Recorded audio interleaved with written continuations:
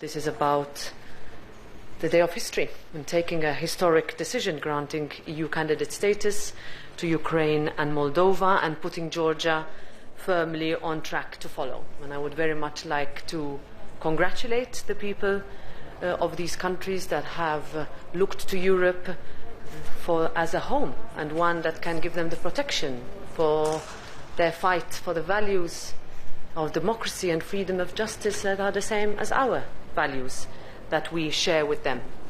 The European Parliament was among the first to call for this decision to be taken, and we have been vigorously advocating with our Ukrainian partners for this decision, so I'm very pleased to see this historic step happen today.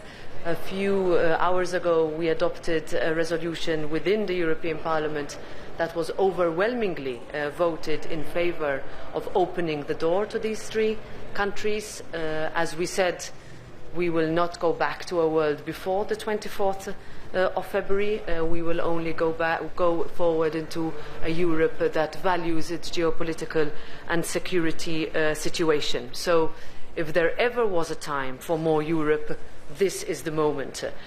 This decision to grant Ukraine candidate status is the right one. It will strengthen Ukraine, it will strengthen Europe. It is a decision for freedom and democracy, and it puts us also on the right side of history.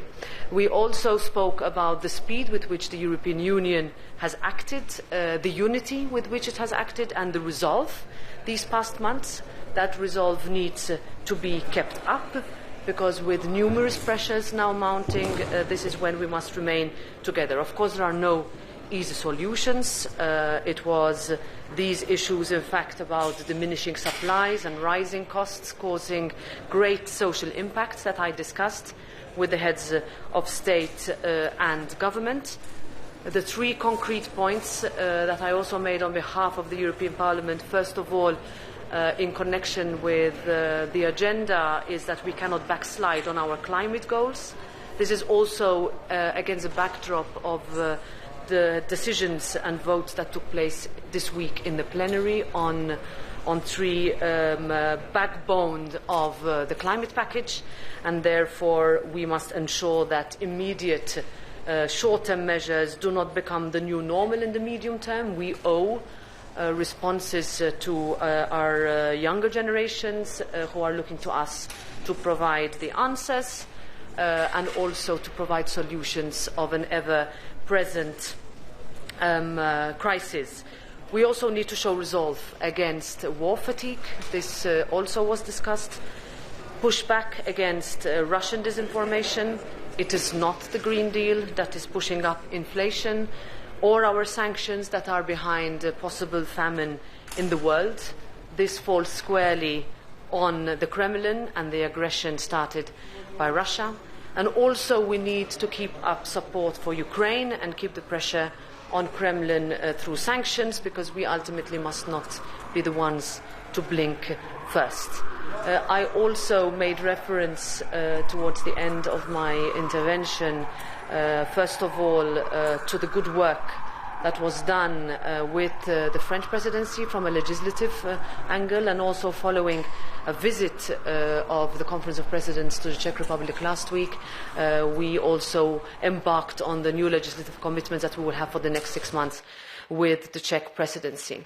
On the future of Europe, I also made reference to the very strong resolution and a mandate that I was given by the European Parliament in order to go to the natural next step, which is the convention, with the message, let's start the conversation. This is a conversation that we were asked by citizens to have.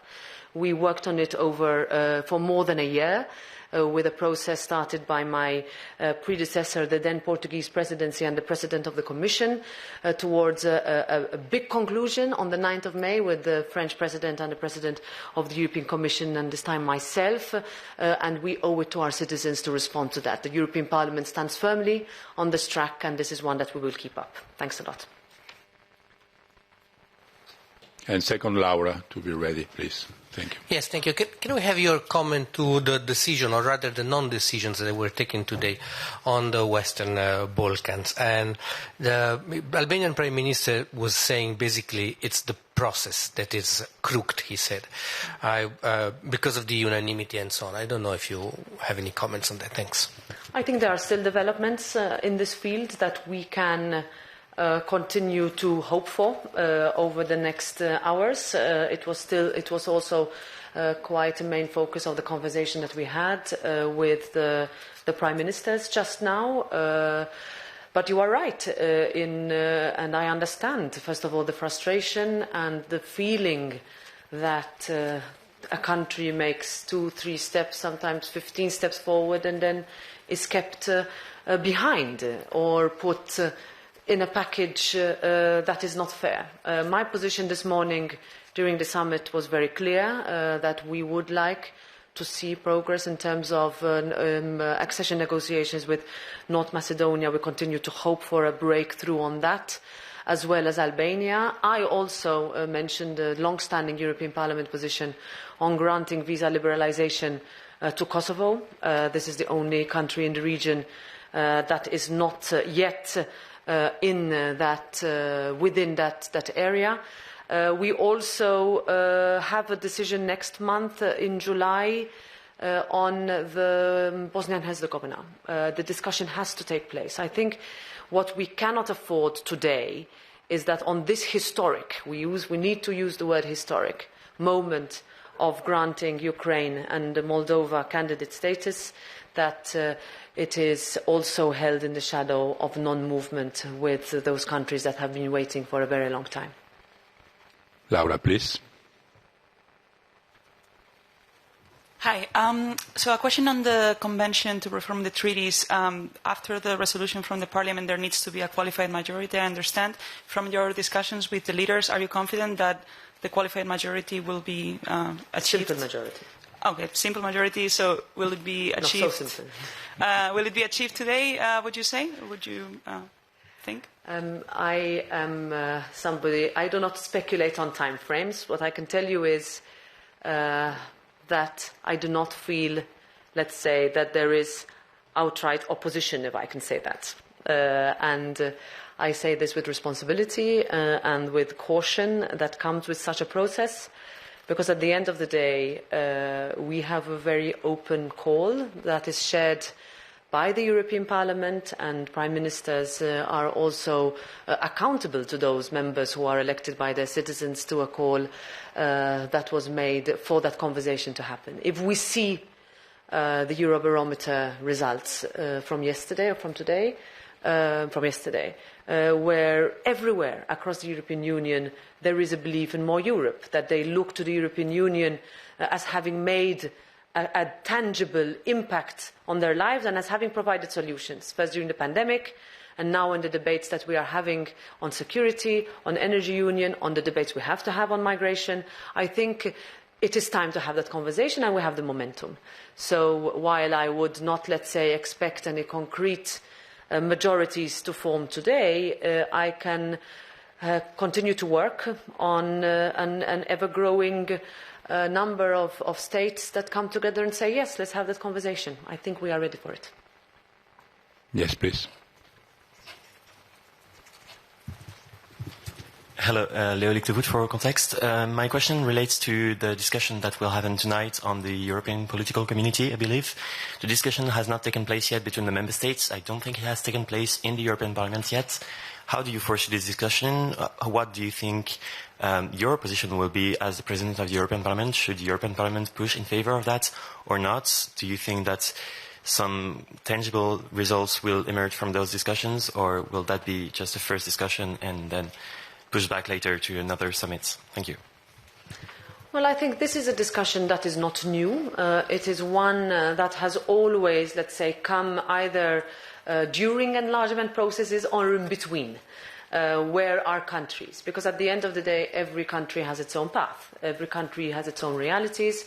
Some countries move faster than others. I remember this was the case when my country, together with 9 others, worked towards, for a very long time, for some from a decade to a few years, to enter the European Union. What do you do in the meantime? Let's not underestimate the potential of candidate status. what the transformative or transformational impact that has on a country, its citizens, its young people who look to Europe for hope. And that has to be the core message from today. That message of hope that we have and we give with our Ukrainian brothers and sisters who are fighting our war, a war in Europe. And rather than talk about categories of closeness or otherwise, this is not a discussion that we had yet in the European Parliament, but we would plead first of all for coherence, for unity, and for moving together. And that when a country achieves the legal and technical steps to go to the next step, whether it is Schengen accession, whether it is accession to the Eurozone or accession to the European Union, I think we need to be as a union ready to not hide behind political excuses for that move not to happen. As I said, these processes are always difficult, but today is really historic and we should focus on that. One last question, a very short question, please. Yes, there. And the microphone, please.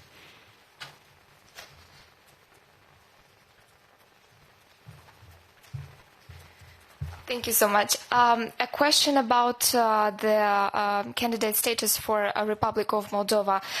Should Moldova begin the mechanism of the exit mechanism from the Russian-controlled Commonwealth of Independent States, and maybe should Moldova had already done it regarding the European future? Well, I think the avis of the Commission lays down quite clearly what is needed to be done, what is needed to be achieved by all the countries that are being discussed in the European Council today. I think we can also look at the fact that in Moldova we have a very pro-European, pro-democracy government that is doing everything to make sure that they can join our family. So all questions will be asked. All steps need to be taken, but make no mistake, today is also a decision that we take with respect to Moldova that I would not have imagined possible 4 months ago. And I very much welcome and I thank the leadership of the country in bringing all their efforts to allowing for this historic step to be taken today.